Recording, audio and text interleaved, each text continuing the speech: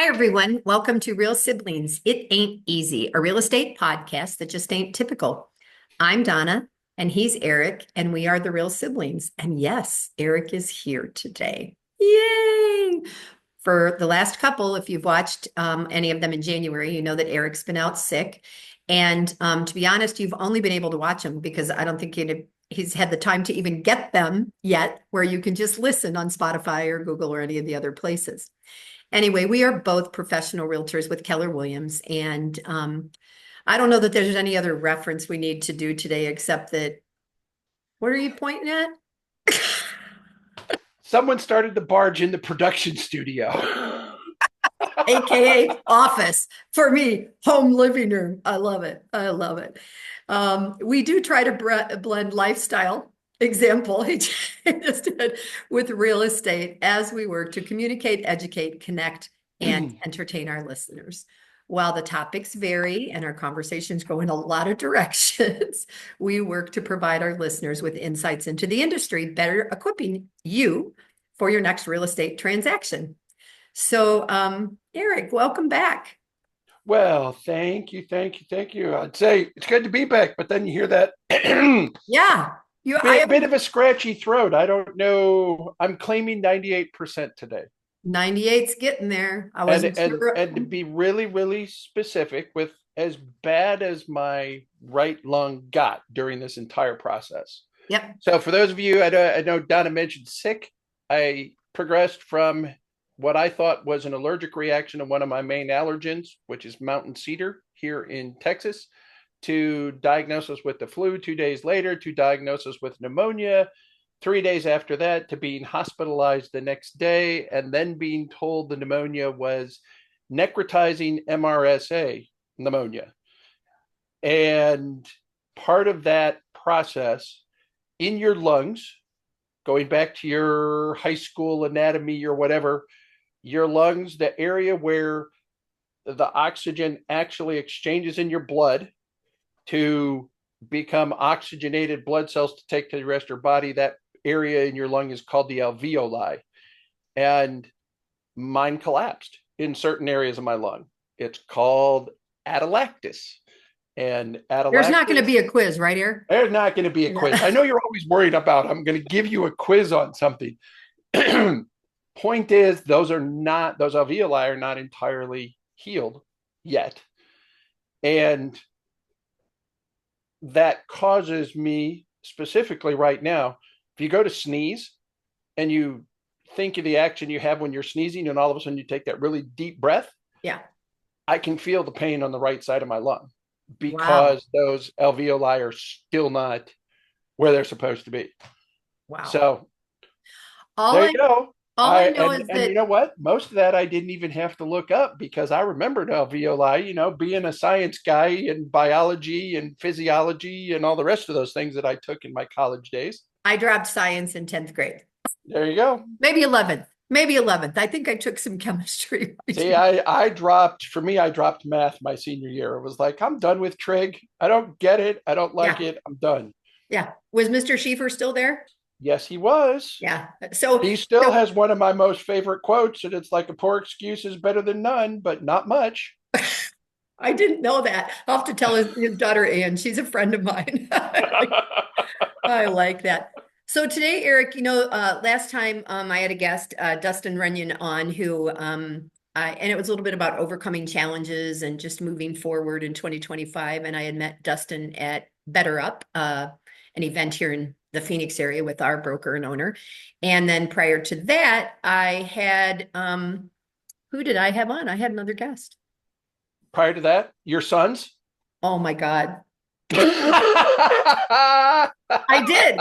I had my sons on. Okay, I am older than him. I know it doesn't look that way, but I forget things.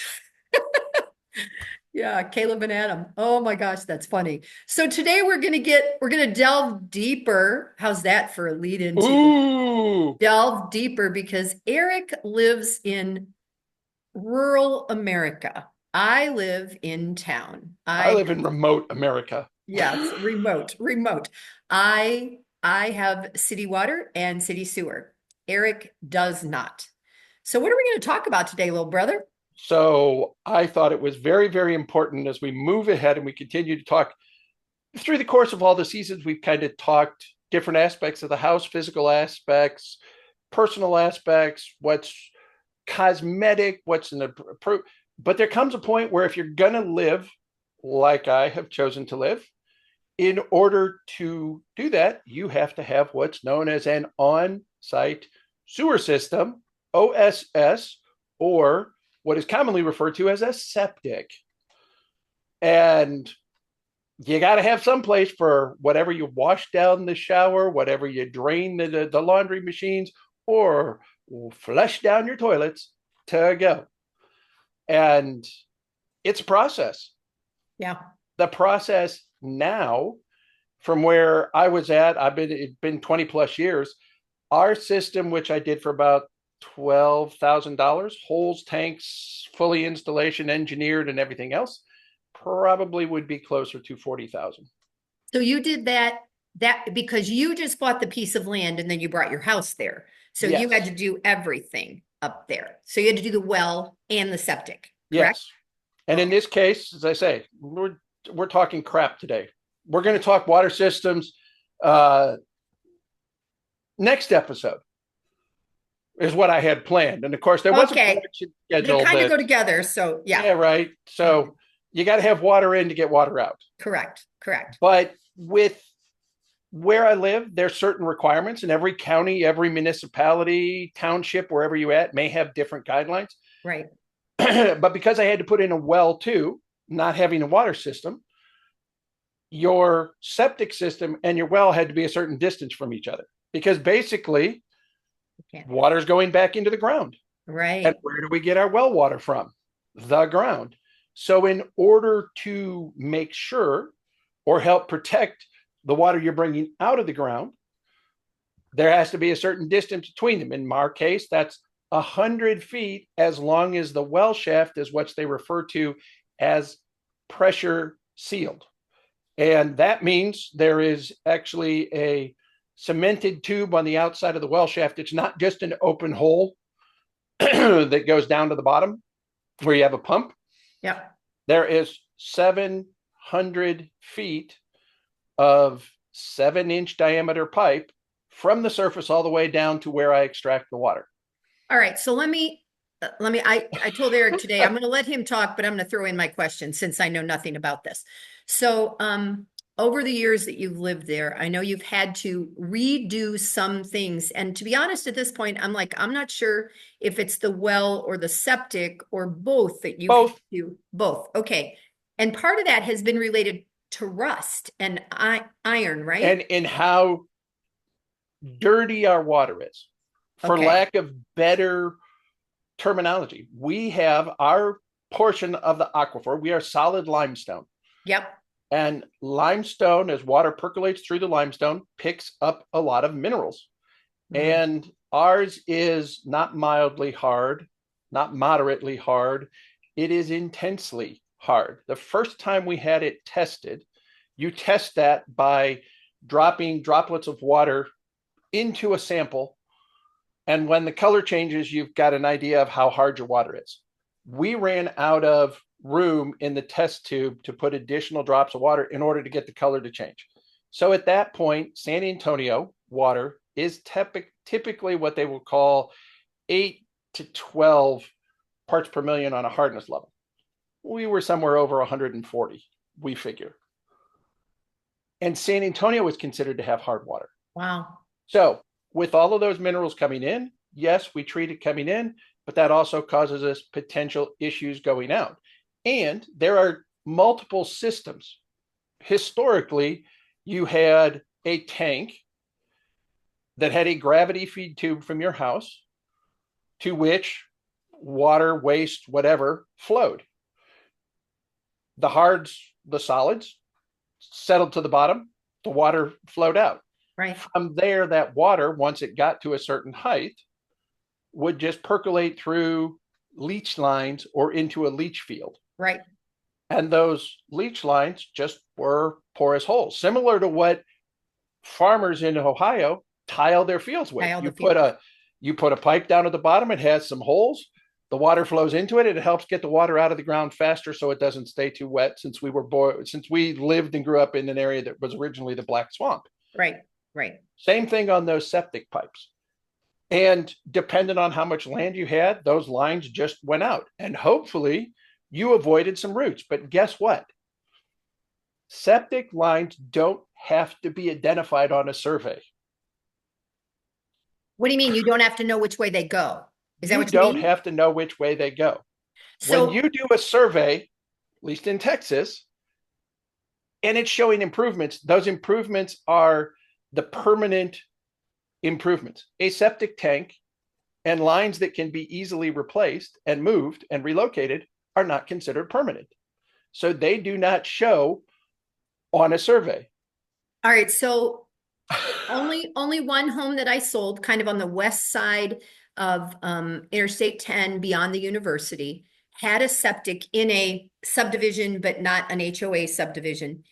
And when they bought versus when they sold, they had to go from a traditional septic system with a leach field to one of the newer ones, which was An so aerobic, much more an, money. an AERO, an aerobic system. So instead of a tank and lines, Yeah. it is now, well, 2025, we're now to where they kind of make a two tank system. Okay. When I installed 23 years ago, it was a three tank system. Okay. And sometimes it's a two tank with one of the tanks having two chambers.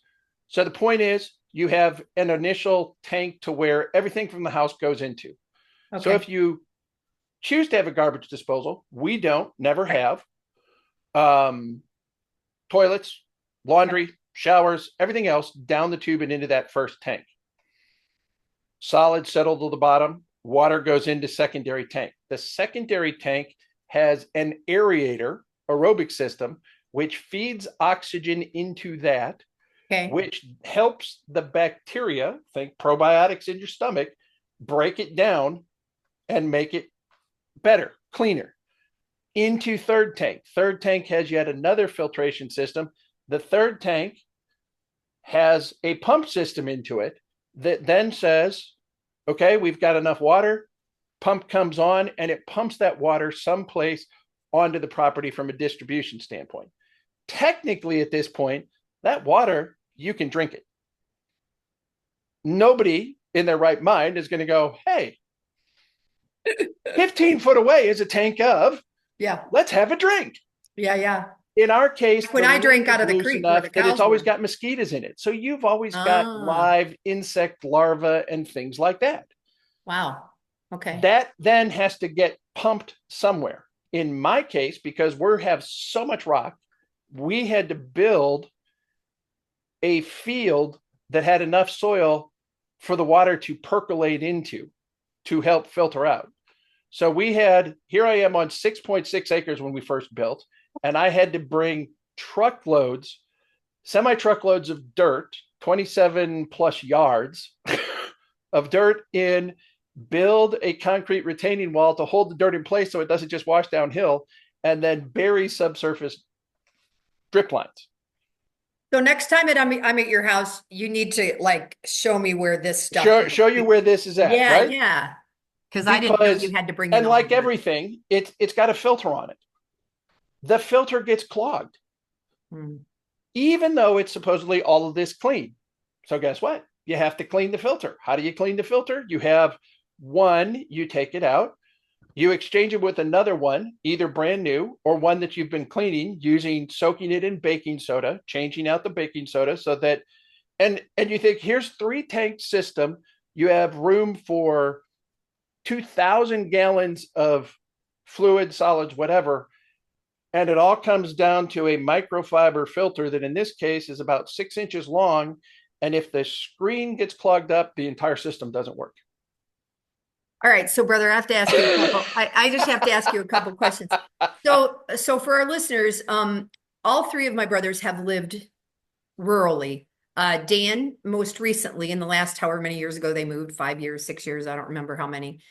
They moved from the house they had lived in town in Manhattan for 27 or 28 years out Right? to a big house on the side of a hill near a lake. So they, I believe, are now septic, right? I think where they are. Yes. Yeah.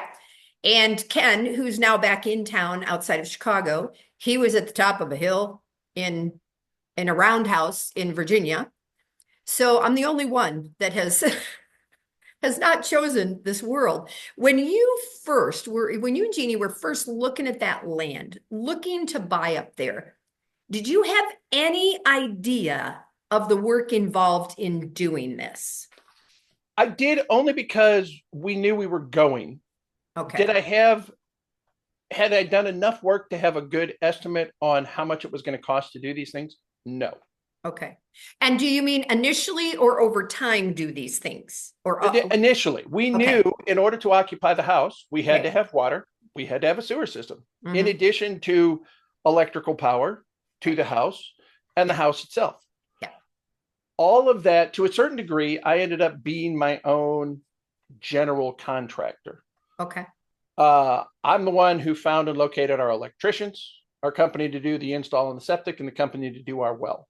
Okay. I paid them directly Mm. for the work, for the service, for what they were doing. Right. Um, I had known that I honestly, before it was a requirement, I thought the aerobic system was a better way to go just because of how our land was and how many roots and everything else. Yeah. Because one of the things that happens with a traditional leach line, and why I pointed out a few minutes ago, it doesn't have to show on the survey. Guess what? If you've transferred 3 or 4 times and people don't really know where their septic system is, Yeah. they start planting trees, they start planting shrubs. And as we discussed, that leach line system on traditional was a clay pipe that had some holes in it. Well, guess what? As a new plant is sending out its little root feelers, guess where they're going? Going, hey, there's a source of nutrient rich All sorts of water over fertilizer here. in there. And then once it continues to grow, Yeah. those actually get longer and send runners into the tank, Mm. which is why we don't have a disposal system. Because if you think of the normal stuff you put down a disposal, if you're cutting peppers or tomatoes and you get those seeds in there, Yeah. It could guess grow. what? Those seeds go into a tank, and a diligent seed is going to go, hey, this is pretty good. And there's enough oxygen because every one of these tanks has to have a lid. And even Yeah. though the lid is there, that lid has some sort of gap and some sort of, it doesn't seal 100%. Yeah. So Yeah. there's some amount of light, there's some amount of oxygen outside of the water system, and they'll grow. Same thing on those roots. So part Not of to our mention, inspection system, and I think I've mentioned this in previous before when we've talked home inspections, if you're going to go remote and you're going to do an inspection in Texas, it is not a requirement for the seller to clean the septic tank. And in order to do a wow. thorough inspection to find out if the tank is damaged, broken, or operating correctly, you need to empty it. Every single time we turn around, EPA, state regulations are saying you have to pay this. There's fees related to that. So not only are you bringing a truck, what dad would have called the honey wagon, out to empty the tanks, you pay a per gallon price. They measure what's going out, and then they have to take it to wherever For the disposal. closest approved EPA disposal site is for taking this waste, this contaminated waste. Okay, Eric. So in Arizona, the seller has to certify their septic within 6 months of the close of escrow. So if and I've sold one where they didn't clean it for 35 years and it was still in perfect condition. It was big piece of land, super far from the house. And I don't typically do rural, so it isn't like I Right. do a ton of those. But would thinking back, I want to go to Lindsay. Okay. So because you and I talked a little bit about it. So the house, we had a pump outside the house on Lynn Right. Street, the This 18. is the 1868 brick Right, Victorian that we've talked right. about. When And we we moved always, in 73, there was a hand pump that was outside that you right. could pump and still pump water out And of a we, local yeah. well. And we would use that. And but we always had a water softener also. And I remember when I first had hard water, that the soft water, I always felt like I still had soap on me, right? So do you soften your water now or no? Yes.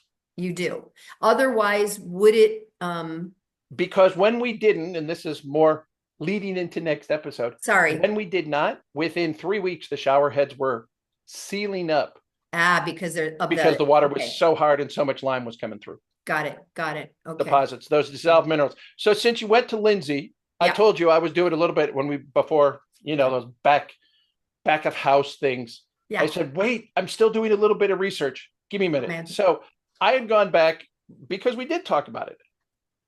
Lindsay is not a big town, never was a big town. Currently, 2010, I think it shows that it was 446 people. And Yeah, yes, I yeah. looked down Between because I actually 450 have and, that on this report that I have printed a yep, copy of. yep. 446 people. That's not even enough in the state of Texas to officially incorporate. Lindsay is the only incorporated town entity in Washington Township in Ohio. Hessville is unincorporated. So, as an incorporated town, now, in order to incorporate, it's not only based on population, it's based on population density and how many square miles. In order for something to incorporate in Ohio right now, you have to have 4 square miles of incorporated area.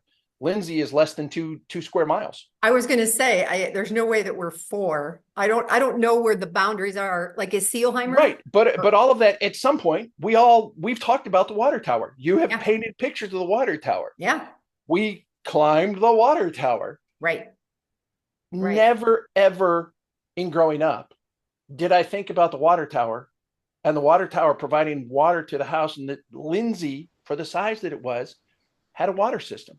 And Yeah. the reason that I bring that up and the kind of tone to my voice is there is a very, very shishi suburb of San Antonio, which is now completely surrounded by San Antonio, because that's what happens Yeah. to towns, um, small suburbs. They chose not to put in a sewer system. Mm. So majority of the houses in this very, very high end community called Chavano are septic systems, and they're traditional septic systems. And they're not rural, they're completely surrounded. I mean, they've Interesting. got major highways, 6-lane roads, inner city stuff everywhere. Yet everybody's on a septic system because they didn't put it in. And now the cost of putting a sewer system in to Not to get to mention those tearing houses up all the and having them roads. tie in. So this report that I found, Washington Township, Lindsay, 2015. This is October of 2015. And this was proposed and reviewed on what they might need to do to upgrade the water system and the sewer system. Okay. Okay. So the sewer system in San Antonio, in Lindsay, Lindsay. wastewater treatment plant is designed. They use wastewater treatment as a numeric number based on MGD, which is millions of gallons a day. Okay. So Lindsay population 446, it's not going to be producing 1 million gallons a day, right? No. It's 0.215 or 215,000 gallons in Okay. a day that go through the little sewer system down next to the cemetery. And that processes and flows into where? The fields. Mud Creek. I shouldn't laugh, but you know about me drinking out of the creek, right? Right? Yes. But Yeah. you were Yep. upstream from the sewer system, only where the cows and all the animals got into the, right? I just told somebody about that yesterday, and they were like, "You drank out of the creek?" And I'm like, "Well, Look, where yeah." Bob Roush Creek Bend Farm sits now, the 3 dams, there was areas where the water percolated underneath it. It's like, look how clear it is. I think everybody who went down there, if you was the winter, you broke off a piece of ice and you sucked You on the sucked ice, on a piece of ice. right? So the sewer system, what they were looking at was a proposal and if they had to make an upgrade. So I got to get to the right page because there's a whole bunch of numbers on here. Okay. So in 2015, the proposed upgrades that were going to be needed were estimated to be just under $1.6 million. Divided by They built 400. in a 10% contingency, and then they built in, after the contingency, 20% for legal, for engineering, for financing, for construction observation, Oh, 315,000. All total, the project in 2015 was estimated to be just over a $2 million project. And that's not running the sewer lines. That's just upgrading the system at the processing end. wow. We Wow. have averaged since 2000 and we hear the average annual inflation rate is 2.9%. We go, 2.9%. That's not bad. But now you're going to take 2.9% times that. Well, 2.9%, when you do 2.9% average and you do it every single year, that Mhm. actually works out from 2015 to 2025, 33.16% increase. So that same Oh, because project it's from compounded. 2015 would now be $2,728,000 Wow. just for upgrades at the sewer system. And we look back, it's like, how does Lindsay Afford that. afford that? Yeah. Yep. I mean, 446, that's 286 people per square mile. And I think one of the episodes we talked about how many total houses. There's only like 121 houses Yeah. And thinking in the about incorporated area. how many were in a family, an average family when we were kids versus, What people they are having now. one or two And children. it Yeah. just, I had no appreciation, Yeah. thought of, consideration for the fact that when dad and mom bought the 1868 house, that house was tied into a sewer system. We know because the gardening that dad did, Yeah. we found remnants of what we figured was the outhouse because of what was in the dirt in that area. Yeah. And Yeah. at what point, that's what I say, I didn't get the historical number, did Lindsay go, you know what? We got to add a sewer system. That was very forward thinking in a way. I mean, yeah. Did you find out in your searching when they did that, or like right when Lindsay was when those nine brothers were found in Lindsay? That's what I say. No, I wonder if the I town couldn't. I council thought I was knows. going to try to get a hold of Creek Bend Farm because I thought Creek Bend Farm Might might know. have, but it's Monday and Yeah. they're not open today. Oh. So there was no staff there to call. I'd be leaving a message. Well, since we're all going to be back there this summer, a lot of information I think is housed at the fire station and stuff. And I know that they bring things in then too. So Well, that's one of the things from an incorporation standpoint. You mentioned fire department. yeah. A municipality now has to be self-sufficient, Hmm. meaning it has to be able to have its governing body, mayor, or how many council people that is, Yeah. police, and fire. Yeah. Who does the fire in Lindsay? Volunteers. Still volunteers. So you couldn't incorporate based on the fact that they are a volunteer because the 446 people in their 120 some properties would have to be able to fund and pay for, Firemen. I mean, a decent fire truck, Which they $1 million. have. And so part of this is interesting to me, and I'm gonna speak on behalf of our little town. Um, because I think that there's this idea sometimes, in Arizona, we have 4 or 5 bigger towns or cities, and then a lot of miles in between anything and everything, right? So I don't know about the little towns, but in Ohio, where we grew up, it was 5 or 6 miles to the next one, right? It wasn't 20 miles or 50 miles, or if you got off the highway, you couldn't find another town. So Right. um, but also that you mentioned the soil, the black swamp was good land, is good farming. It was, and educated people. And so I think about in a way that yes, we were in a small town, but isn't like we were backwoods country hicks. I mean, if that makes any Right. sense, you know? Yes, it does. I mean, at least to me, and Yeah, me maybe too. to some of our listeners, you weren't isolated. So Right. Right. West Texas, Yeah. there's area of Arizona, you get to Yeah. that.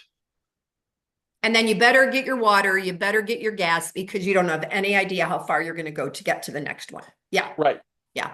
Yeah. I just recently, from a real estate standpoint, I know we're running out of time. We're going to have to wrap this up.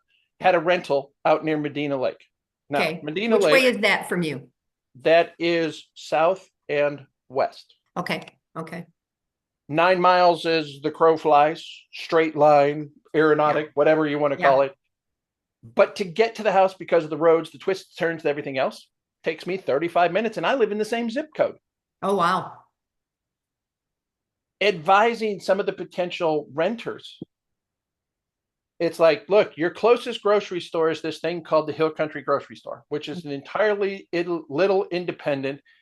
And just because I had the one way in, one way out from where this rental is, Yeah. that was going to take you 20 minutes. Wow.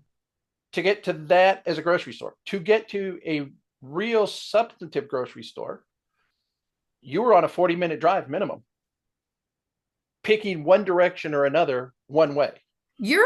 What is it for you to get to a major grocery store? I take to get to the 30? one that I normally shop at 20 minutes Okay. now. Because I to mean, me, it seems further, but right. yeah. This is further more remote. And it's like, look, this has to be something you're willing to accept. Yeah. Yeah. Yeah. So Interesting. there's a distance. We've talked lifestyle before, and Yeah. heck, we're a real estate and lifestyle podcast, aren't we? Yeah. I literally had that phone call with someone this morning. He's a chemical guy and he wants to create and do something.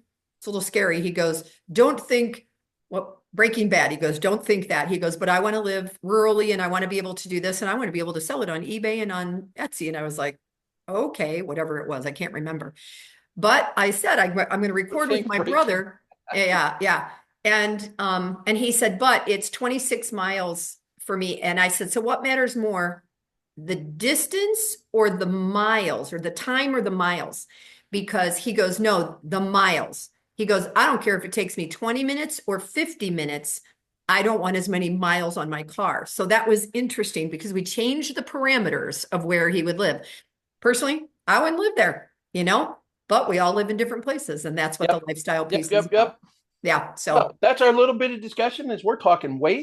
wasting your time, talking crap, whatever kind of ridiculous slang you want to wrap up with. And we want to Yeah. thank everybody for listening, joining us today as we had this conversation. It was nice to have the conversation, sis. Yes. Sincerely, we appreciate y'all listening to hear me closing this episode. That is important. If you've made it this far, thanks for staying with us. It's important for us from a podcast standpoint because guess what? Algorithms change Mm. and length of listening time is becoming more important to various platforms. So stay with us till the end. We've recalled about our life in Lindsay, having a little bit more respect for a little municipality than what we ever did while we were growing up. Yep. We've talked lifestyle. We've talked septic systems, and we're going to talk more wells on a future episode. Remember, our goal is to communicate, educate, entertain, and connect with you, our listeners. We're both realtors. Donna's in Arizona. I'm in Texas. We both work for Keller Williams. If you need assistance in those areas, reach out, get in contact with us. It's always at the bottom of every single one of our episodes. Additionally, if you need help around the world, we both are connected to a vast network. We can help connect you with someone to help you out in your area of the States or around the globe. So remember, maybe simple, ain't always easy. I'm Eric. And I'm Donna.